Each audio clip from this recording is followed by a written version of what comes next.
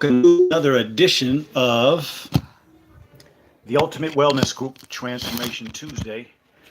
Got I believe, a very good show for you today because I have been spending a lot of time on social media looking at some of the posts, and I have found that much of the information is very incorrect and definitely aimed at people's desperation for wanting to improve their health. And just like in any other aspect of life, should I say, when desperate, sometimes people will take advantage of you. Hold on just a second for me. Facebook back up. Hold on just a second for me, YouTube.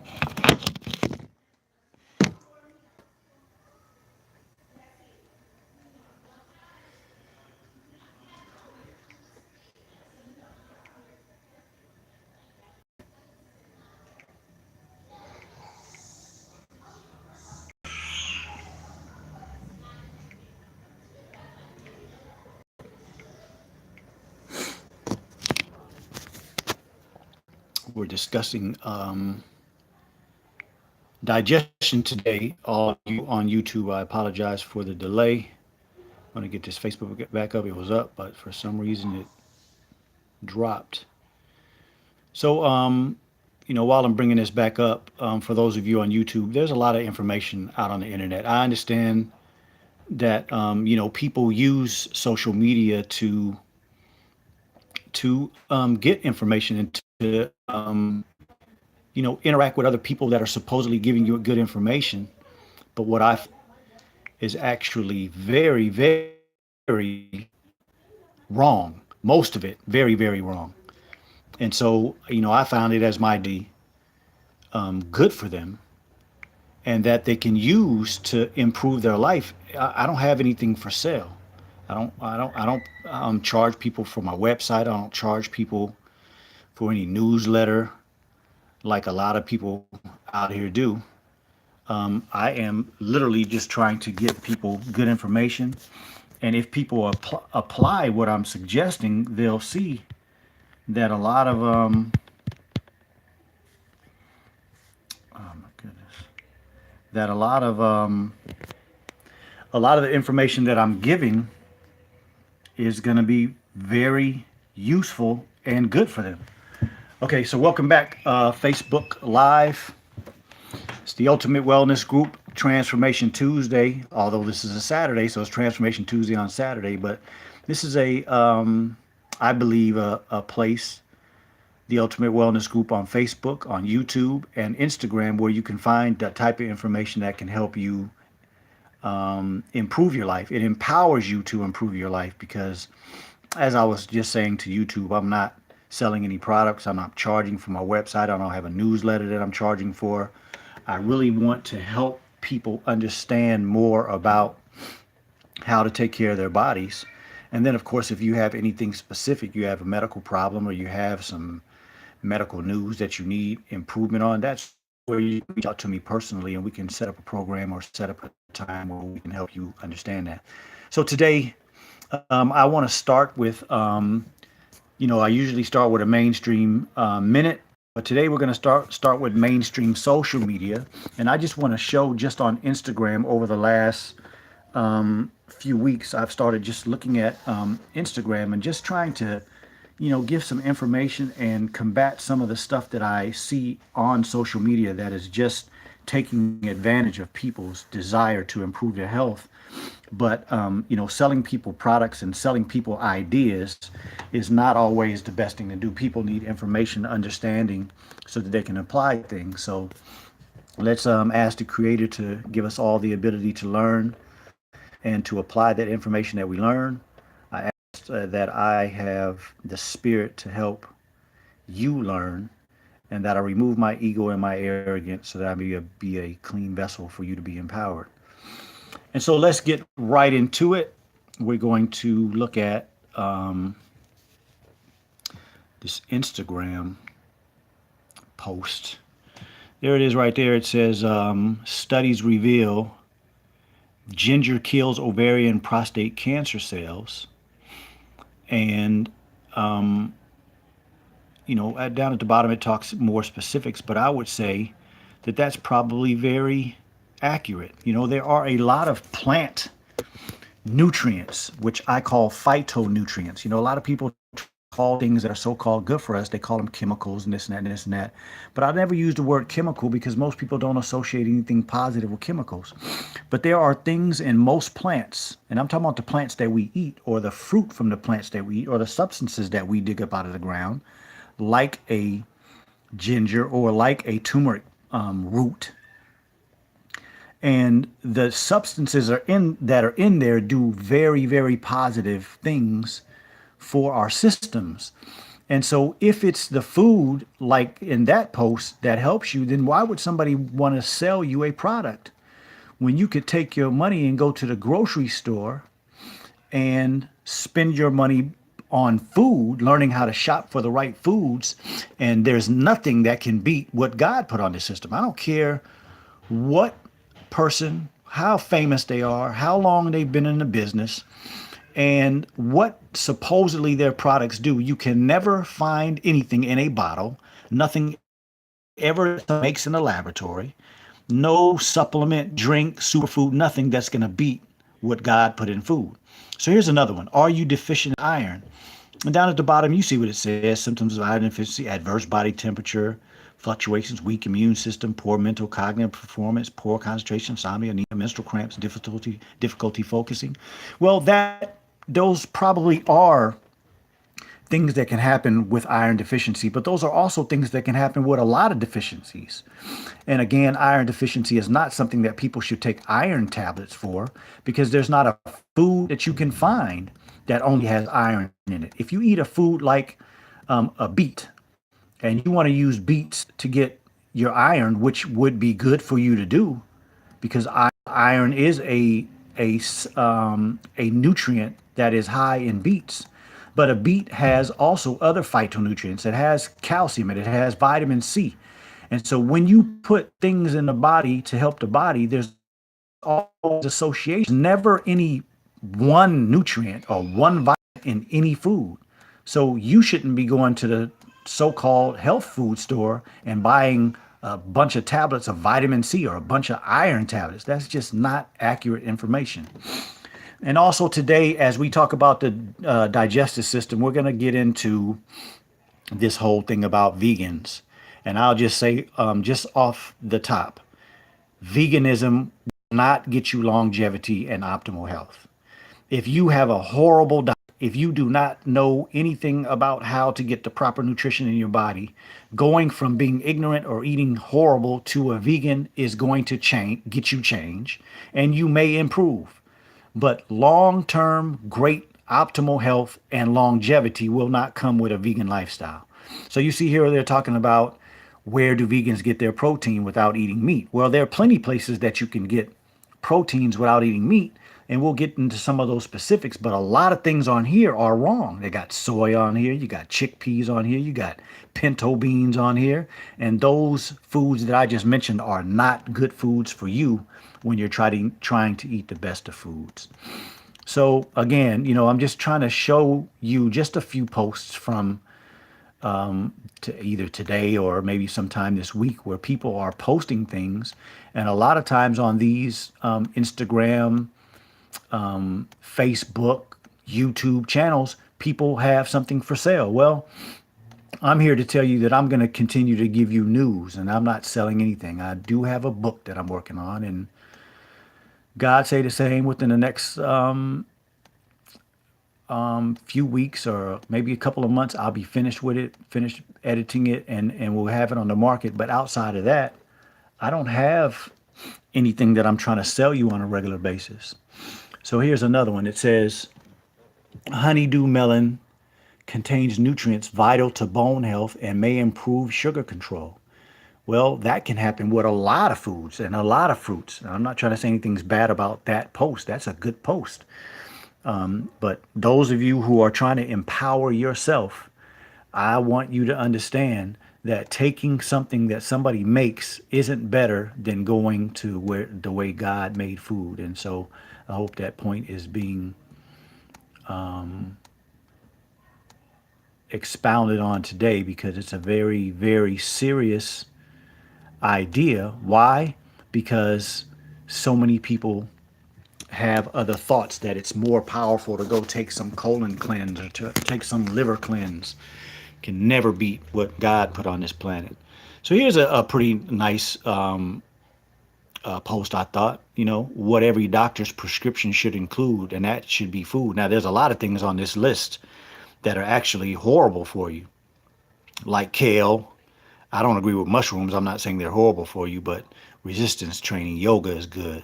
Organic berries, yes, herbal tea, turmeric, ginger. We just talked about those. Dates, excellent food. Quinoa, good food. Beans, navy beans should be the type of beans that you eat. Lentils are good, but they're not at the same level and not the same quality as navy beans. Cucumbers, excellent food.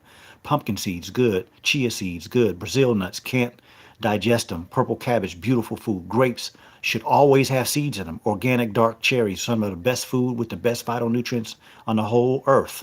Lemon and lime, excellent. Avocado, one of the best foods in the world. It's got a lot of healthy fats. Very good for the brain, very good for the body in general. Journaling, meditation, sauna, massage, cold showers. Now, I will tell you that as a physician that graduated from medical school, I would have laughed at people for telling me some of these things when I first got out of medical school. But after 24 years, I realized that all the things except the things I said are not good on that list, I think are wonderful things that doctors should be prescribing. It shouldn't be always a pill that you don't know how long you're going to take. You don't know how to get off of. And here's one of the biggest things that is a huge misconception. It's especially talked a lot about in the vegan lifestyle. People says every single person who has cancer has a pH that is too acidic. I would agree, because most cancer is set up and will manifest itself in an acidic environment. And then it mentioned some person down here won the Nobel Peace Prize in 1991 for proving that cancer cannot survive an alkaline, oxygen-rich environment, but thrives in an acidic, low-oxygen environment. Well, that is actually probably pretty true. But the thing about this acidic alkaline reality is that people are completely misunderstanding and miseducating people when you go on social media and you post things that say that you want to eat alkaline foods and you want your body to be alkaline. That is not true. Right there in the middle where the letters pH and it says normal, that is neutral. That's 7.4 to 7.5. That's where we as humans live. That's not alkaline and it's not acidic. It's neutral. You do not want your body to be alkaline. That is a myth, and people that are doing it to make money, it is a lie. And the other thing about what a lot of these people are talking about is foods are alkaline. You don't know if a food is alkaline unless you put it in a chemistry lab and test it. The acidic nature and the alkalinic nature of a human body does not happen by the food that you eat. It happens by how much acid it takes to break down a food, and then whether or not your lungs and your kidneys are working to keep the blood alkaline or acidic. And it always depends on what's going on in the body. If you eat meat, it takes a lot of acid and a lot of time to break down a piece of meat. So you will literally increase the acidity of your body because of all the acid it takes to break down that meat. When you start acids, it's a lot of acid that you'll be putting in the system as well. So the balance between the GI system, which we're going to get to in a minute, the lungs and the kidneys will bring the alkaline nature of the body back to the neutral pH, or bring the acidic nature back to the neutral pH. But it is not food that changes the pH of the body. That is a misconception, a total incongruence with the way the body works. And to whoever is spreading that type of information on social media, it's because they are that, and so they keep that. I'm going to go in depth, and so I hope you all are ready for a little science class today, because you can't understand digestion nor understand the whole reality of alkaline clarity, standing some scientific basis. And so here's another one. Did you know if you eat soy, always eat whole fermented or organic soy? If eating soy, always try to limit processed soy such as soybean oil, soy milk, and soy lecithin. Well, I'm here to tell you that no soy is good for you. If you eat soy, it's going to have consequences down the road. And then somebody was talking about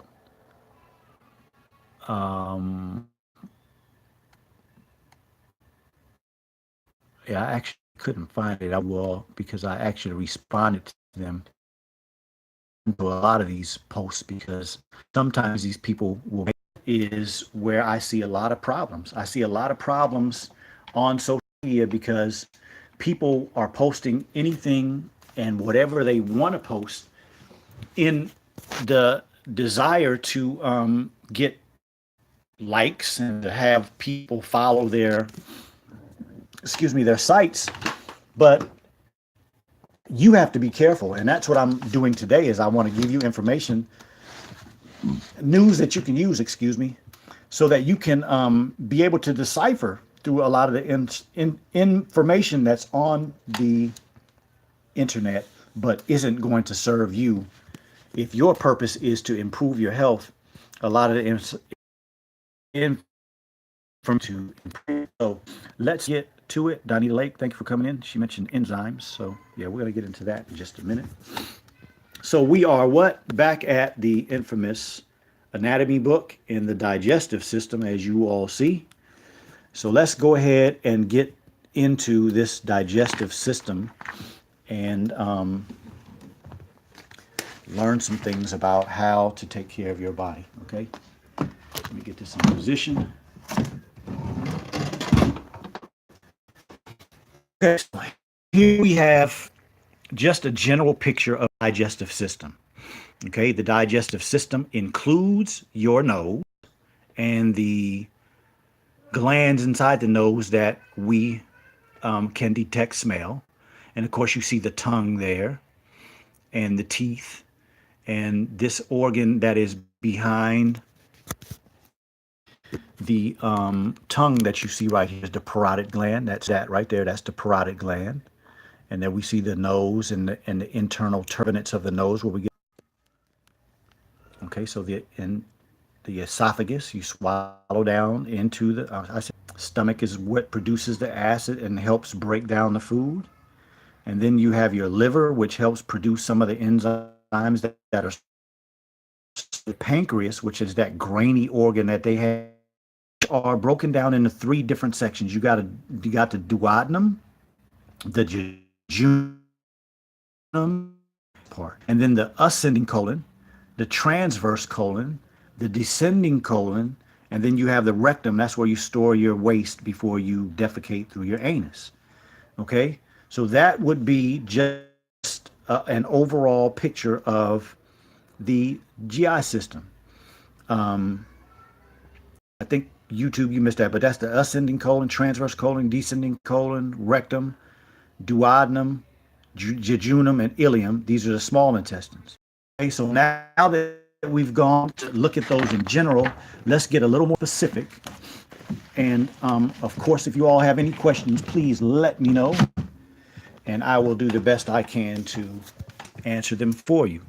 So again, I'm not going to go into a lot of in-depth science, but we have to go to some science, okay? The most important aspect of this here that we're looking at, that when you smell food, you begin the digestion process, because when you smell the food, your body is telling your parotid gland what type of enzymes to start making. It starts getting them ready, because look at this. I mean, this is why when I talk about these type of subject matters, it is so easy to come to a conclusion that there's impossible for anything that man can do that can equal God. Look, you have your parotid gland right in front of your ear that, you know, sometimes when you put something in your mouth and you bite into it and it's juicy and you get that little pain, that's the parotid gland. It's starting to send juices into the mouth. Mandibular and the sublingual glands, they produce enzymes. So your digestion process starts when you something, And these organs start to produce smell. You can't beat a system like that. Your tongue tastes the food, your teeth chew the food. And for all of you listening, I want you to understand that the better you chew your food, the easier the rest of the system has as far as work is concerned, because the teeth are supposed to break the food down to as small as a portion as possible. When we absorb food, we're absorbing that we can't see with our own eyes. That's how small it has to be. So the more you chew, the longer number of times you chew, the better it is for the rest of your system, the easier it is for the rest of your system, the better the nutrients you get out of the food, and the longer you live, because the less you digest, the longer you age. The more you digest, the least you age. Those are scientific facts. So let's move on. We're moving into the esophagus. So now we have swallowed the food. It's come down from the esophagus into the stomach. The purpose of the stomach is to produce a very strong acid, hydrochloric acid, some of the strongest acid in the world. And then that stomach just squeeze. So with the acid that helps break down the food and the squeezing, which is a friction reality, that's how you break down your food. That's how you start getting it ready to be able to get moved out of the stomach into the small intestine for absorption. Now, what are the things that the body has to see or the body has to recognize before your food is emptied out of your stomach into your intestines? Well, stomach, like fruit. Let's eat some watermelon or some honeydew, or we eat a peach, or we eat an apple. All of you that have fruit in your life, you know that once you finish chewing that, it's for the most part juice in your mouth. So when you swallow that down into your stomach, it doesn't take a lot of time, doesn't take a lot of acid to break that down. Very easy for digestion, not a lot of work. And so that's a very easy, those are the ridges that press against that food. Now, let's change and say that we eat some broccoli and some cauliflower and some fish or some navy beans. It's going to take a lot longer to digest that than it took the fruit. So you have to make more acid. So now you have more acid in your stomach, and the pH is going to be higher. Why? Because the pH is going to go lower from number, but it's going to be acidic. Okay. And then, of course, if you get meat, that takes even longer. I'm talking about beef and lamb and chicken and things of that nature. That can take 6, 8, 10, up to 14 hours to digest those type of foods. A lot more acid. And so the body is going to be a lot more acidic because of the acid in here. Now, what happens to dilute that acid? We make bicarbonate from our pancreas. Like I was saying, we're going to see a picture of pancreas in a minute, but the pancreas is behind the stomach.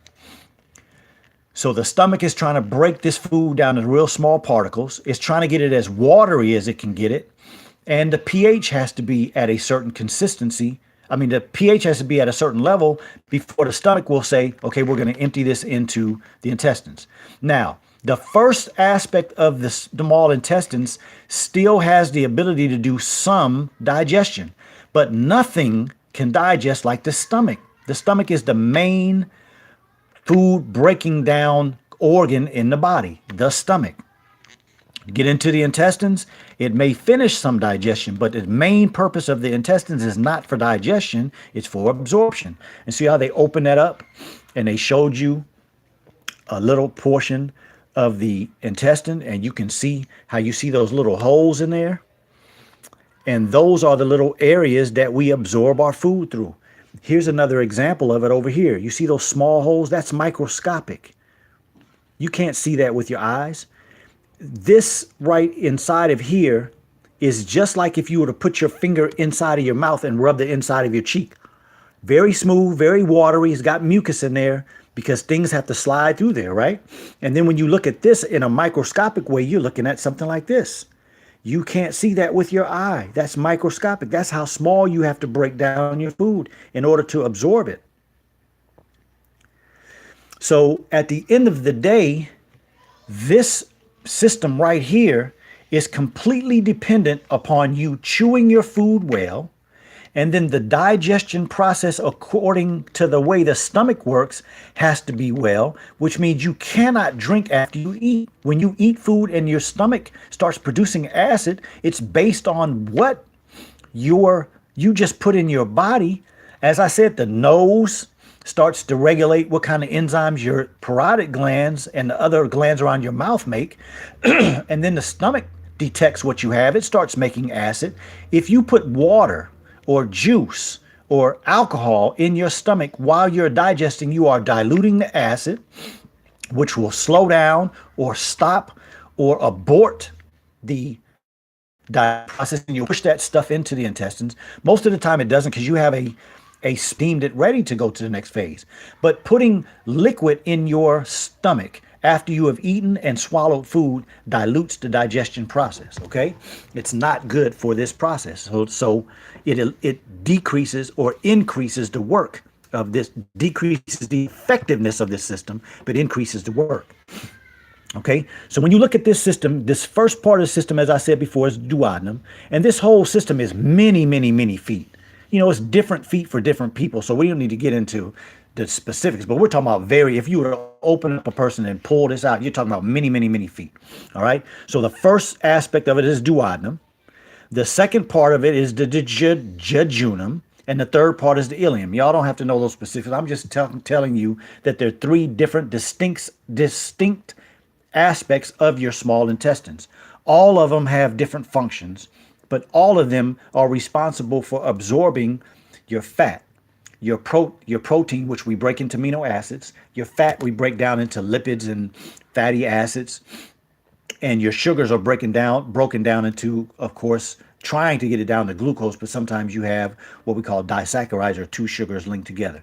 So we're absorbing all those things in here. You're also absorbing all of your magnesium and your zinc and your salt and your potassium and your calcium. All of the nutrients on the periodic table are being absorbed in here. Okay, when you get to the large intestines, the purpose of the large intestines is really the absorption of water and some minor nutrients, and then getting ready for defecation.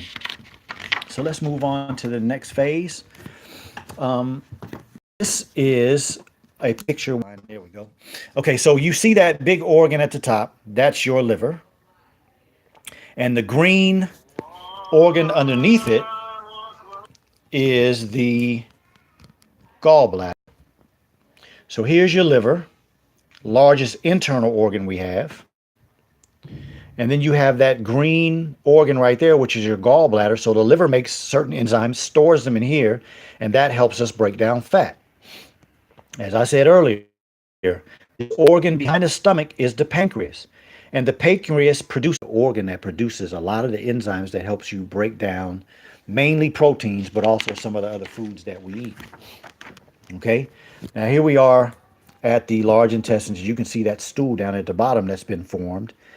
After you've gotten all of the nutrients out of your food from the small intestines, now you get all the water and other nutrients, minor nutrients out there, and then you are collecting all of the material that you don't need.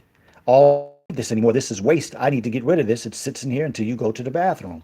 So this is where we have to talk about some of these posts that are on social media. Some of these people talking about the vegan lifestyle. Some of these people that talk about eating green leafy vegetables. Some of these people that talk about eating nuts, and some of these people that talk about eating foods that our bodies cannot digest. So for all of you that have ever eaten green, kale, spinach, you notice that over the next few days, you have a green stuff in your stool.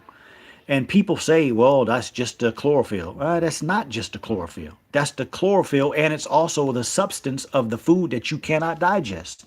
How can you prove that? Because you can eat broccoli, and you can eat asparagus, and you can eat okra, and you can eat Brussels sprouts, and you will not see green stuff in your stool because we can easily digest those foods. The next time you get a chance to go to the store, or if you have them in your house, take a piece of kale and rub it in between your fingers. Take a piece of Swiss chard or turnip greens and rub them in between your finger and feel how tough that is. And then compare that to a leaf from a cabbage or a leaf from a Brussels sprout. Big difference. Big difference. And when you put it in your body, it's a big difference on the way that it comes out. So when you go to the bathroom and you defecate and you see green stuff in the stool, those are things can't digest. When you go to the bathroom and you defecate and you see the pieces of nuts, after those pieces of nuts look just like when you swallow. So I would suggest that any of you that don't believe that we cannot digest, next time you put some nuts in your mouth, almonds, cashews, peanuts, elephant nuts, macadamians, almonds, all of those, chew them, and before you swallow, do like that and look at the size of the nuts that you're about to swallow, and then watch your stool over the next couple of days, and you'll see them come out of you the same way you swallowed them. Now, the system that we just finished looking at, you looked at for the mouth all the way to the anus. Wouldn't you agree that with the way that I just explained it, with that very strong stomach acid, with those enzymes that come from the pancreas, enzymes that come from the parotid gland, enzymes that come from the submandibular gland, enzymes that come from the submandibular and the sublingual glands, the enzymes that come from the gallbladder, wouldn't you believe that something can't go through that system and come out looking the same and be digestible? So that's your proof that we can't digest nuts. That's your proof that we can't digest greens and kale and foods of that nature. So you have to, of course, when you get information from the Ultimate Wellness Group, you got to go and do your research. You got to go and look at things that communicate to you. Your body communicates to you every day. The question is, do you know how to listen? And will you listen to what it's telling you? Okay? So what comes out in the stool is very important for you to monitor, for you to use as a measuring tool of what's going on in the system. The GI system is a system that is hidden for the most part, right? Because once you put the food in your mouth and you chew it and you swallow it, you don't see it anymore until it comes out. Well, that is your evaluation mechanism. By looking at the food before you chew it, by looking at the food after you chew it, by looking at the food before you swallow it, and then looking at the food when it comes out. If you can't, like for instance, if you look at your stool and you had a meal yesterday and you say, I'm looking in the toilet and I don't notice anything, well, that's probably because what you had to eat was digestible. You don't see the color in the stool, so you absorb those colors. I'm talking about good food now. I'm not talking about bad foods.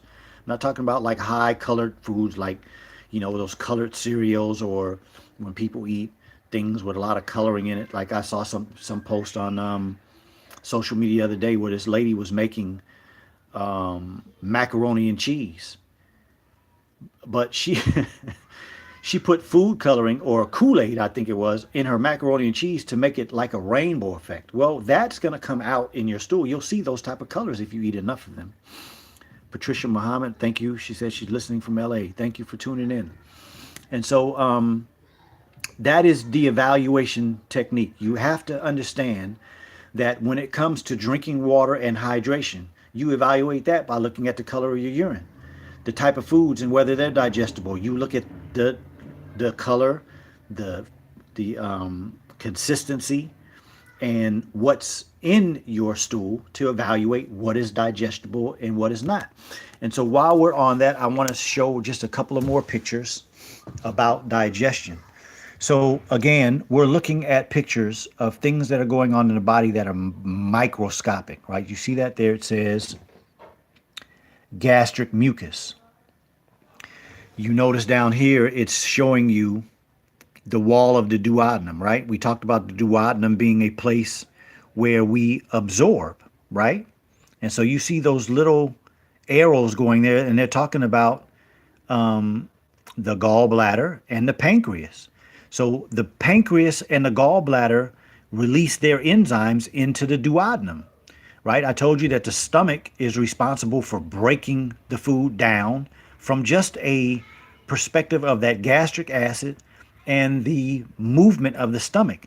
But when you empty the gallbladder juice and the pancreatic juice, that's when you start breaking the products that have been made small in the stomach. Now you start breaking it into what you need. See amylase down there?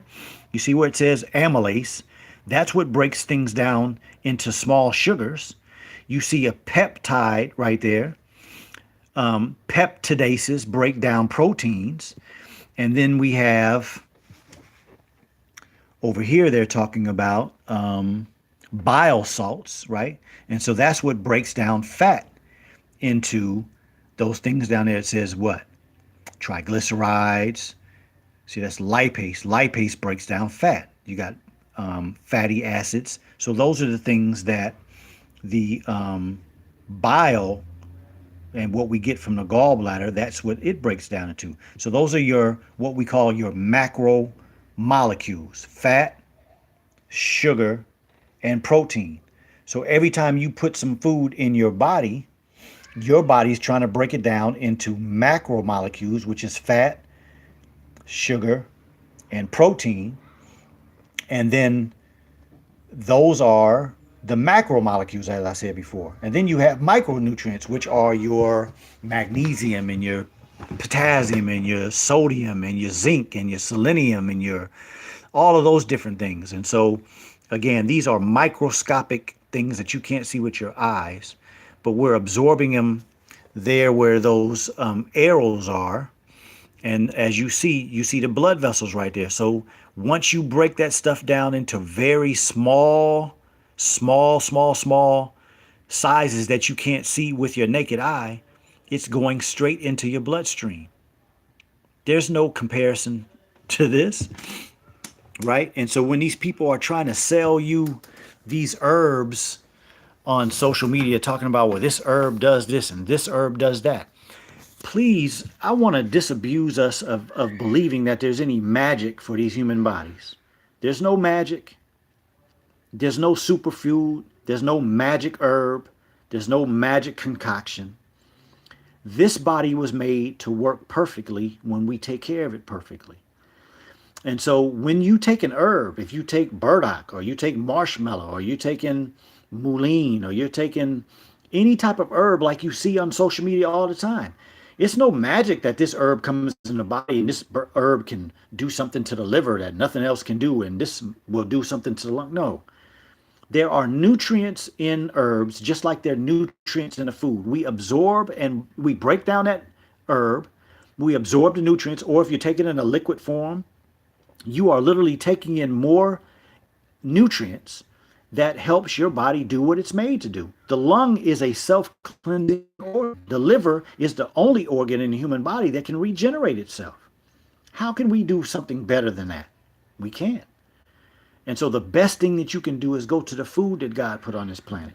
I'm not saying that herbs are bad. In certain situations, herbs will help your health improve, will boost you until you get to a point where you're eating the right foods.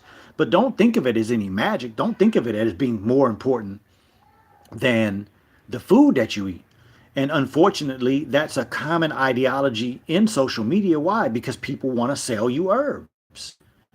I put people on herbs, but you don't see me promoting herbs because that's not empowering information. The empowering information is to not make you think that you need to, buy herbs every month or every 3 months and restock yourself so that you can be good. No, you better restock that refrigerator and restock natural foods that have no pesticides, no herbicides, and no chemical fertilizers. And while I'm on that point, that was the social media post that I saw today that I thought was just horrible, and so I had to mention it. I saw somebody post something where it said the foods that you can eat organic, that you should eat organic, and they had a list of foods that they said you don't necessarily have to eat organic. Families that had no cancer in their families before they came to America.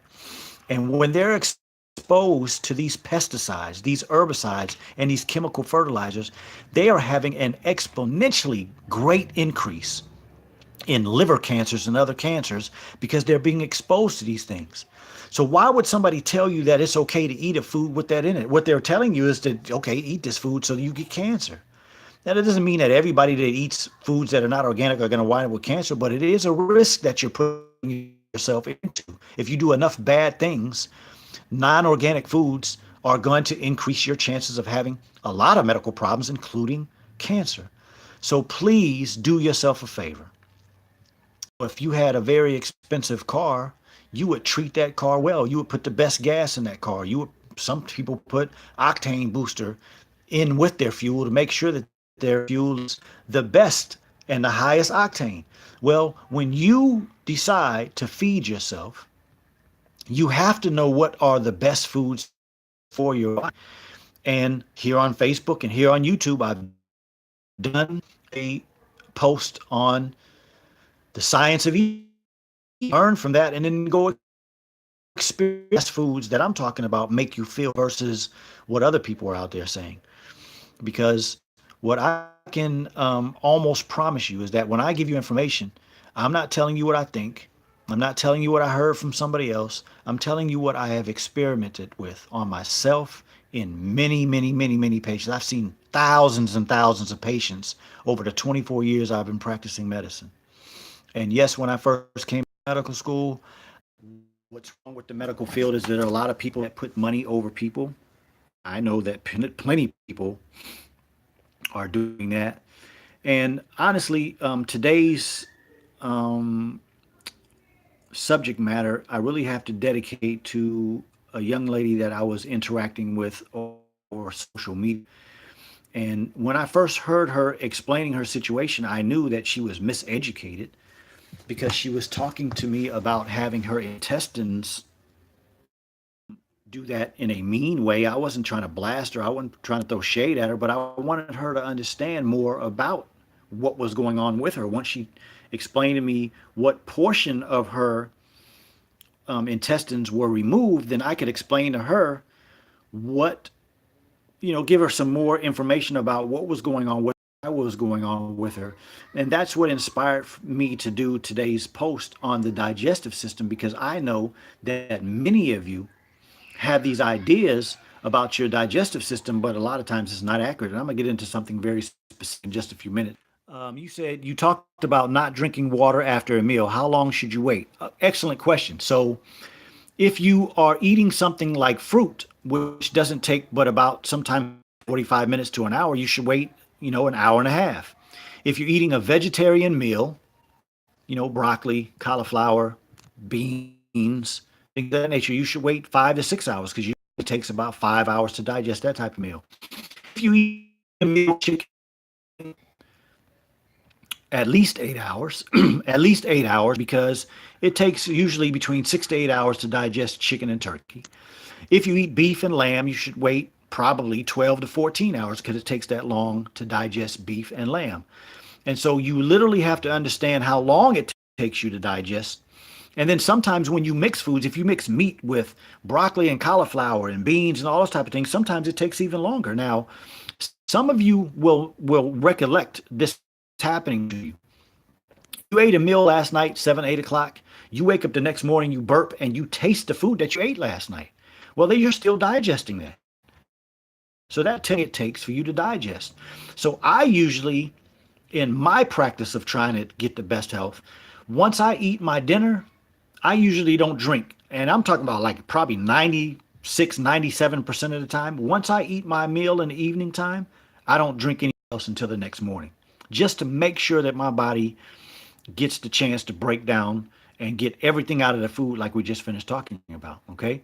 So, of course, that also means that I spend the day drinking enough water and making sure that I'm hydrated. Excellent question, Ciola. I appreciate that. Sabila, I appreciate you coming in. You say, how long after we eat can we drink? Okay, so I just covered that. What about milk? Can we drink milk that with our meal? No, you should drink the way it's supposed to be without being diluted. And so anything that you drink that doesn't burn your throat while it's going down, and even some people drink soda, it burns, but soda is not as strong as stomach acid. So you should not drink any type of liquids after you start chewing and swallowing your food. You should make sure everything that you drink is prior to that. So what I typically do with my milk is I'll either drink my milk or my milk smoothie prior to my meal. Usually about 30, 40 minutes, and a lot of times I do my smoothies with fruit. So my fruit and my milk is going in together.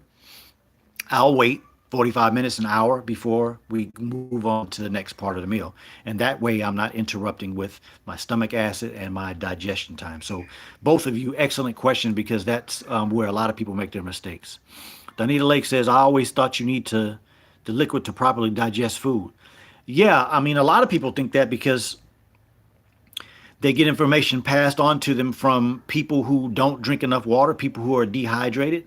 And when a person is dehydrated and a person hasn't hydrated themselves well, your parotid gland doesn't work well, your stomach digestion acid is not working well, the whole GI system. Like I said earlier, if all of you take your finger and you rub it inside your mouth, inside your cheek, it's wet, it's slippery, it's mucousy, right? That's the way the whole GI system is.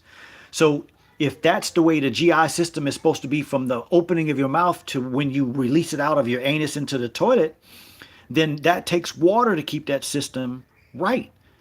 You need to be hydrated to keep your GI system working well.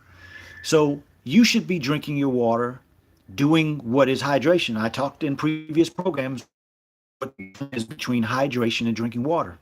Putting strawberries or cucumber, that is not bad. Infusion water is not bad. Gatorade, Powerade, vitamin water, that's absolutely, to me, useless in the body.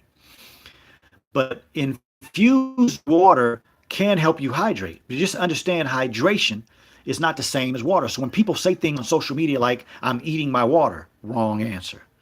If you're eating a food that has a lot of juice in it, like fruit, you are hydrating. Separate things. Please look up the definition of hydration and you'll see that that's not the same as drinking water. And so the processes that are occurring in the body is not the same when you drink water versus doctors are arrogant as hell.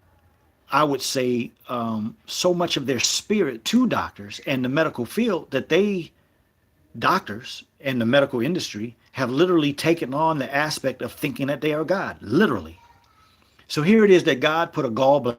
Will do is they go in and everything in your body and they say, we're just going to take your gallbladder out and take your appendix out. And now they're even starting to tell women, we're going to take your ovaries out so you'll never have to worry about having a problem. That is some foolish information.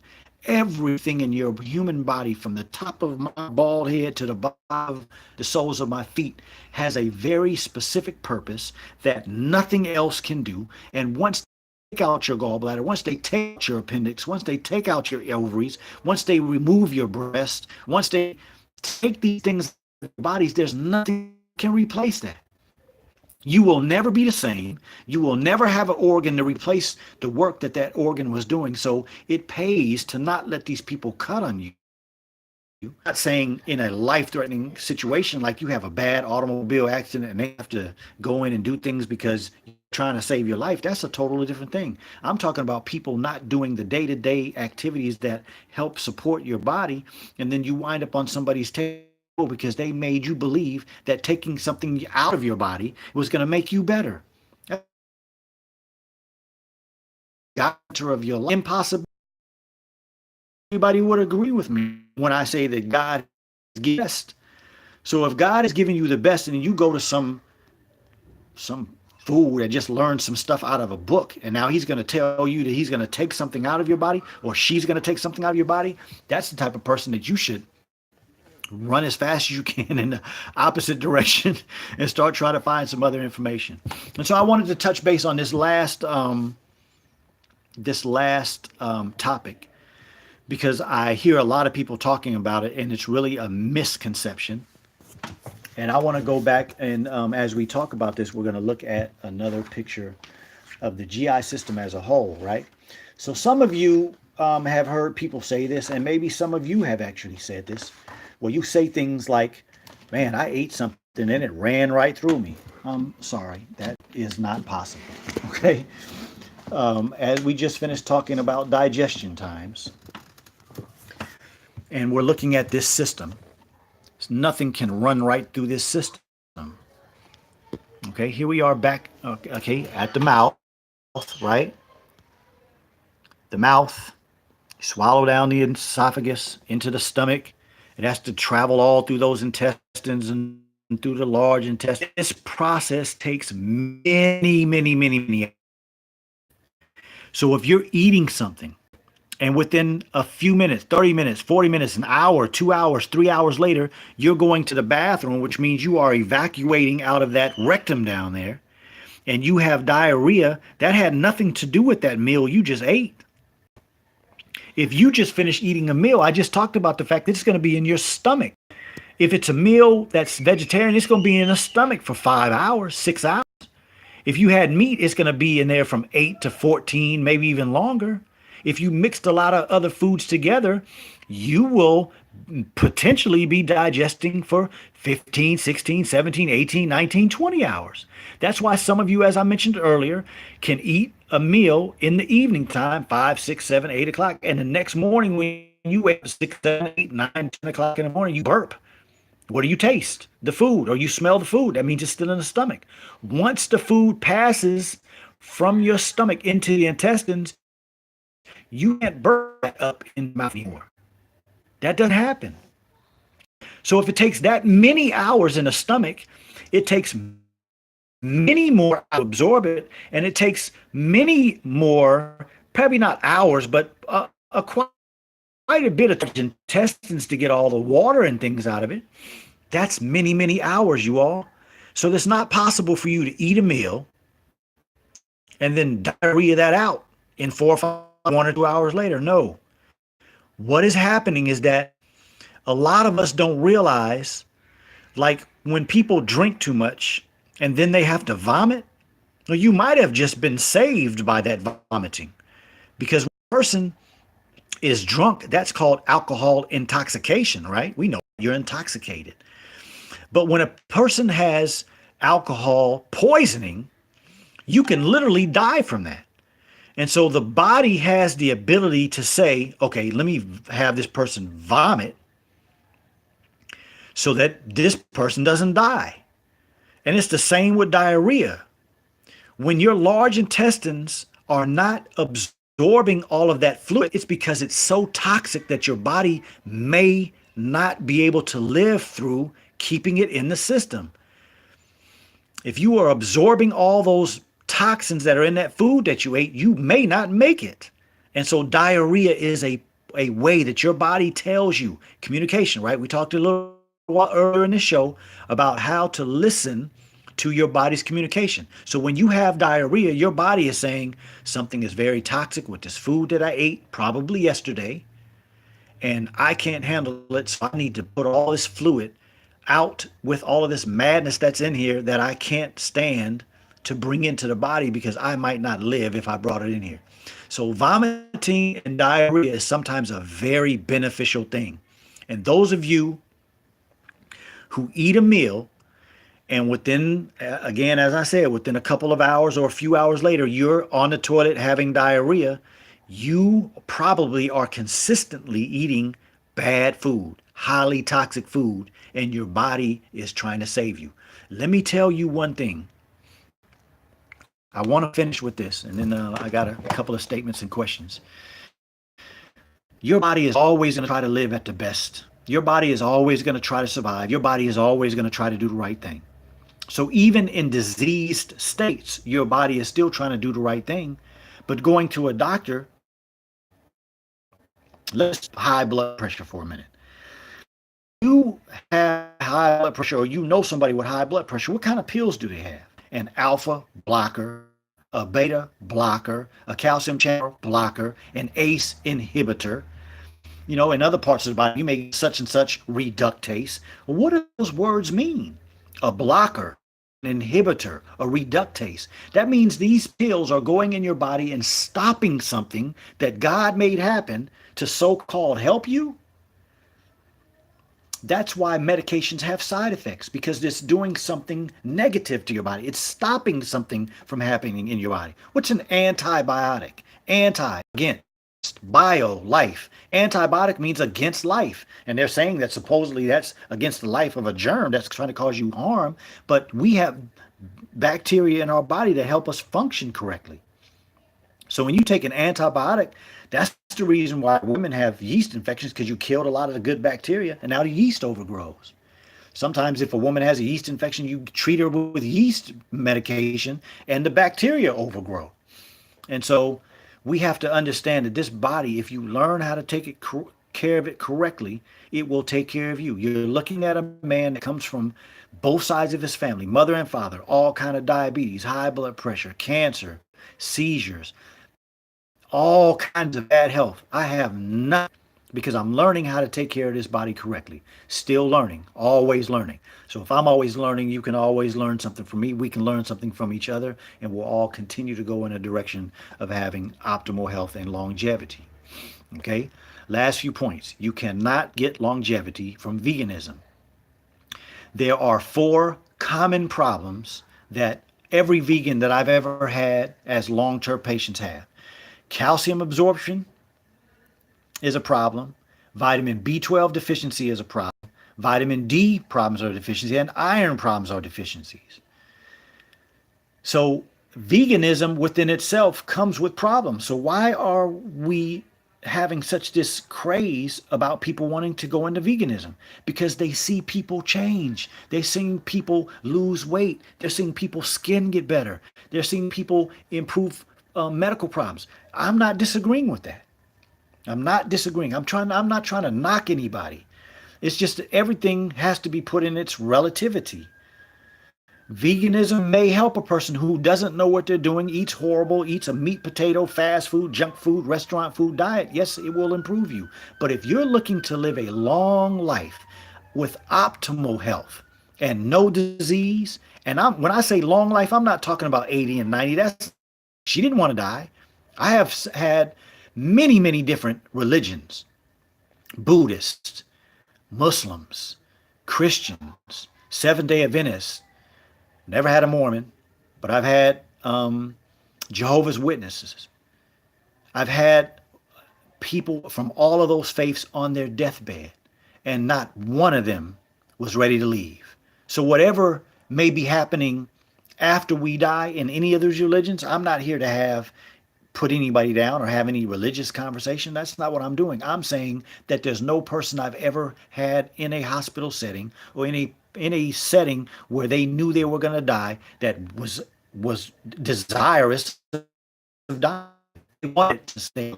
And think about all the people that say whatever they believe of the afterlife, they still go to a doctor. What you going to the doctor for? Because you want to stay here. You want to stay alive. And so let's all start working on what we know we need to do, and then continue to get more and more information so that you can continue to stay here and have good health. So let me get to the last few comments, and then we got to wrap this up because we've already been past an hour, and I don't want to keep you all too long, right? Anita Lake said, what about tying tubes? Yeah, they do that too. I mean, they tie women's tubes, and women have to understand that your fallopian tubes as well as your ovaries do a lot more than just the things that we know. The whole body does a lot more. That's why it's foolish to take out an appendix, foolish to take out a gallbladder, because we're forever learning. You see scientists coming up with new things that they learn every day in medicine.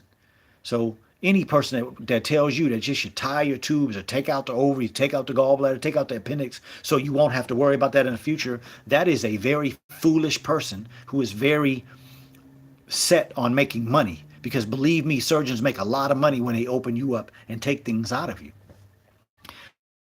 Okay, Malik Rasul, thank you for coming in. He said, Brother Akili Graham Muhammad, they tried to get me to give up my gallbladder 5 years ago, and I'm still good. That's right.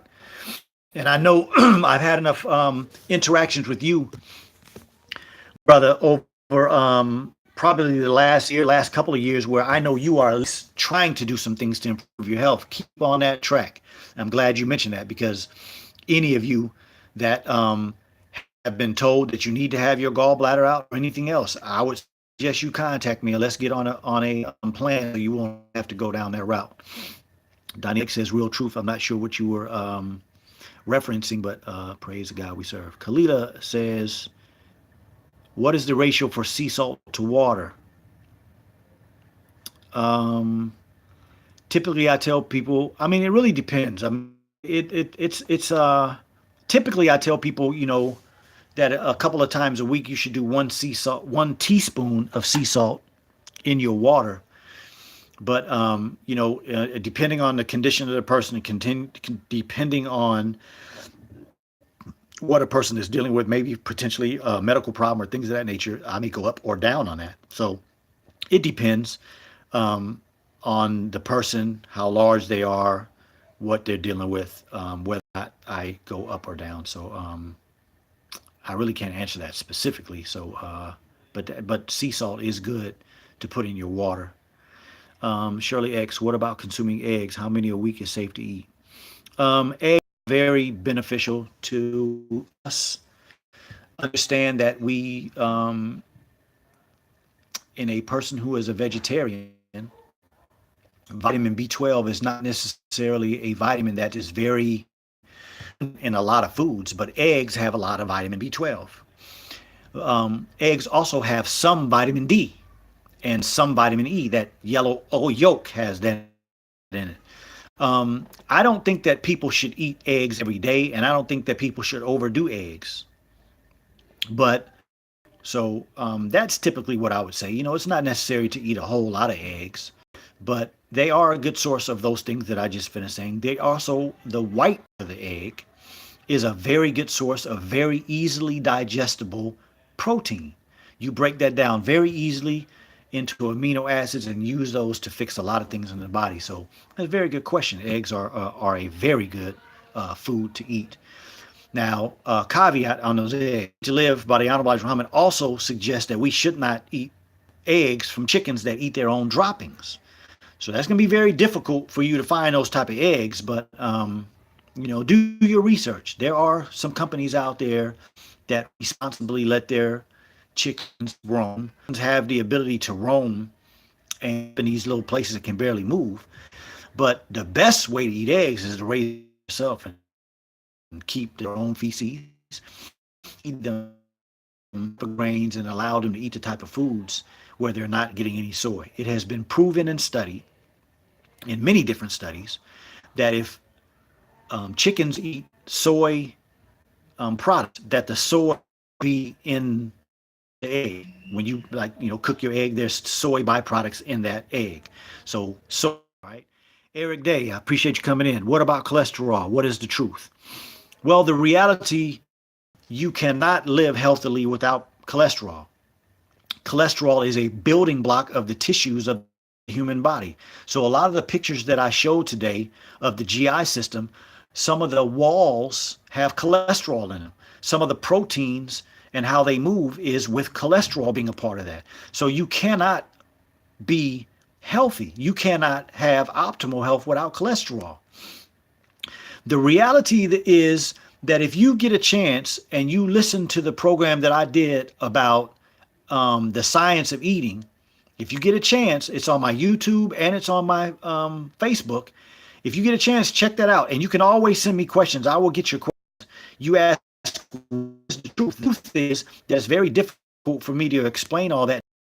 It's at the end of the show. But we have a complete program on the science of eating.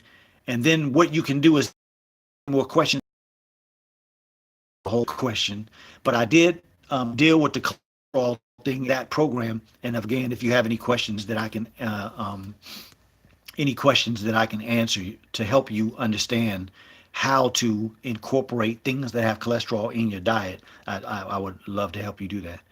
Shirley X says Sprout has eggs without soy. Absolutely, yeah, I've seen them in